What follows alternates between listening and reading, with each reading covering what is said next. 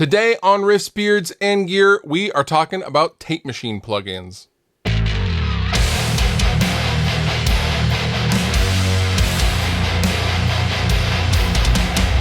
Tape machines were once commonplace in every recording studio in the world up until about a decade ago, and maybe even longer than that, arguably. But the job that they do is still very much important and prevalent in today's digital audio world. Now, for this video, we are going to talk about tape machines and really virtual tape machine plugins, because I think they serve an important role and they often kind of go overlooked to the entry-level audio guy that's maybe just getting into it or has been into mixing and recording a little while and is looking to up his recording and audio game and looking for that little bit of punch or pop in a particular mix. Now for this video, I'm going to be using 3 different tape machines, all from Universal Audio, because A, that's what I have, and also B, because I love them all. All of the tape machine plugins from Universal Audio are my favorite. I will also note that there's lots of other tape emulation and saturation plugins.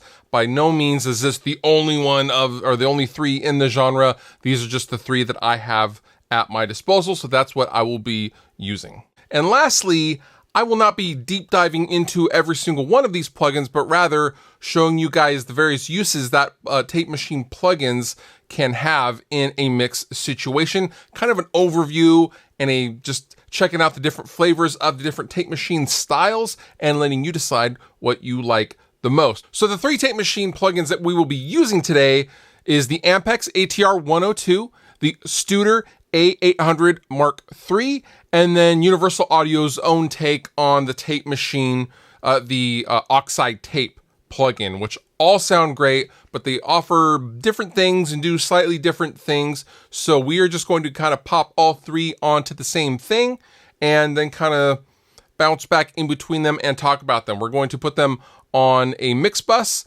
a drum bus, and a bass guitar bus, because I think that's where they are most commonly used. I don't typically use tape machines on, for example, guitars, but vocals would also be another really great use, but I do not have a track with vocals right in front of me, so we will be working with what I have. So before we get started, what does a tape machine actually do in this context, since we aren't actually tracking to a physical tape machine? Well, generally speaking, and this is depending on the actual tape machine and the actual plugin itself, but generally speaking, a tape machine plugin is going to soften your transients, making everything kind of a little rounder, a little vintage sounding, I guess is how you would put it, rounding the transients.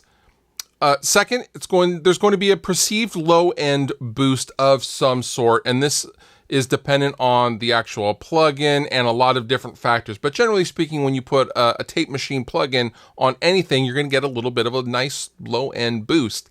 And third, you're going to get tape saturation. And tape saturation is kind of the perceived sonic glue that happens when you put a tape machine on. This is my favorite part of any tape machine plugin, is the saturation. I love saturation, and it can be a very, very good tool, especially in the context of a transient heavy track like drums or vocals or something like that. Very, very nice. I love saturation. So without further ado, here is the track that we are playing with. This is the Steph Carpenter Fishman track that I chose. And currently, with nothing on it, I have taken off the mastering plugin as well. So we are basically just kind of going into a limited 2-bus kind of situation. Here's how the track sounds currently.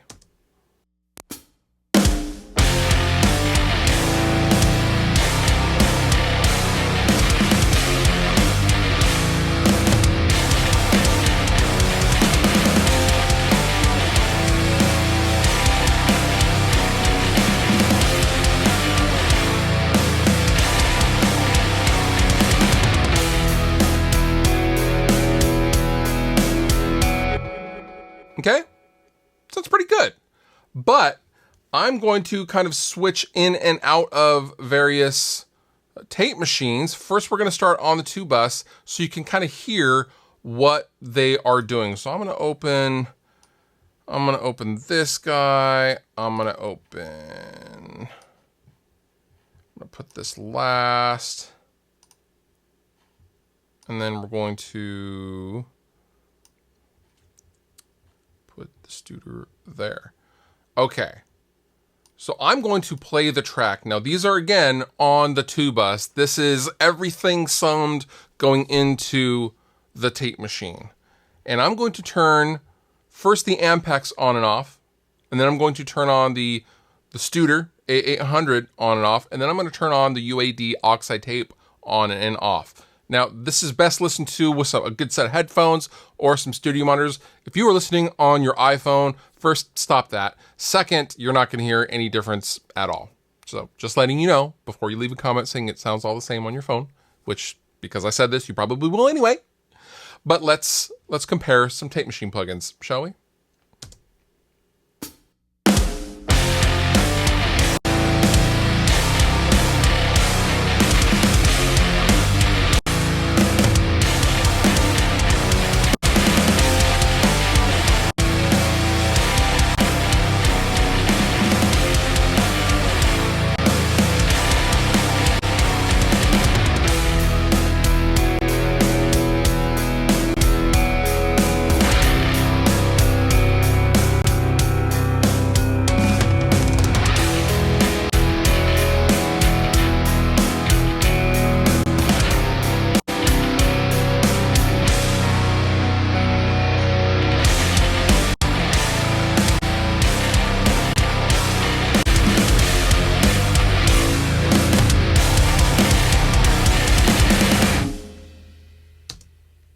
Okay? What did you hear? Now, I know what I heard, and to me, the UAD oxide tape, which, you know, if we're counting here, is the one I typically gravitate towards, is the most aggressive in the low end. The UAD Ampex ATR 102 is kind of the middle road between the oxide tape and the Studer, I would say. Now, keep in mind, I haven't touched any settings on these. These are all in stock form, but I thought that would be the best way to kind of illustrate these because I could dial each one of these to the specific purpose, i.e. the drums or the bass or the overall mix like we're using right now, but I'm leaving them all in the stock form. So to me, the Studer A800 is the flattest sounding in stock form, and the oxide tape is definitely pretty hyped in the low end, which I do like. Typically, I will dial that back a little bit and compensate for it, but it really softens the transients and is generally really nice on a 2 bus. So let's do the same thing, but now let's isolate the drum track. So I have just the drum track isolated, and I'm going to play the drum track through and then turn on the individual tape machines on and off. Okay, so keep in mind, this is the drum bus. This is everything and not individual shells, which you can also do. You can also process the snare differently than the kick, etc., etc. But for demonstration purposes, I am just keeping this on the drum bus. Here we go.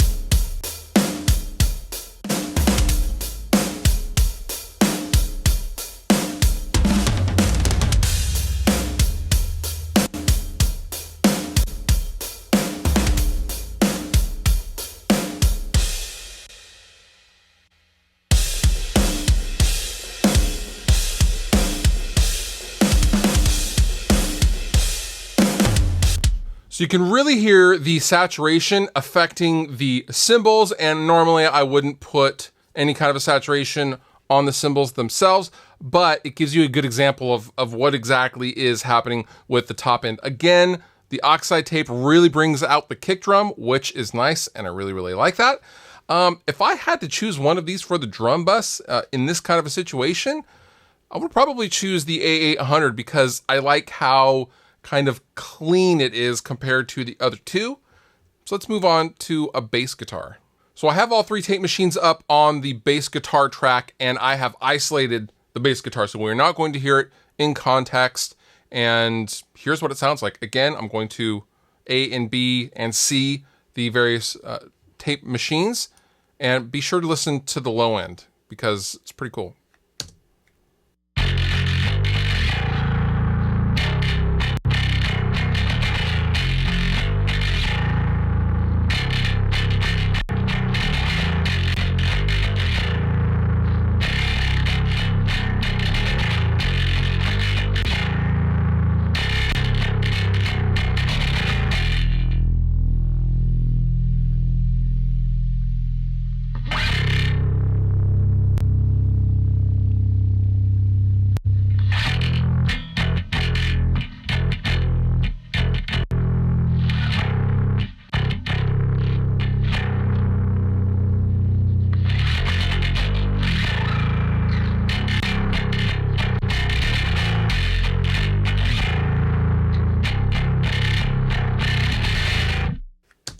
Again, the oxide tape is hit you over the head with the amount of low end and saturation, where the Ampex ATR 102 is kind of in between that and the Studer A800. Again, for this situation, I would probably stick with the A800.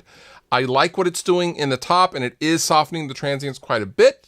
But overall, I hope you've learned something about tape machines. Again, lots of companies make tape machines and saturation emulation in particular, but this can be a very good tool to glue your mixes together, either with just a couple instruments or all the instruments or the entire mix. And you can do all sorts of cool stuff with tape machine plugins and tape saturation. All the pickable links down below in the description. You've been wonderful. I've been Fluff. Thank you so much for watching, and I'll see you next time.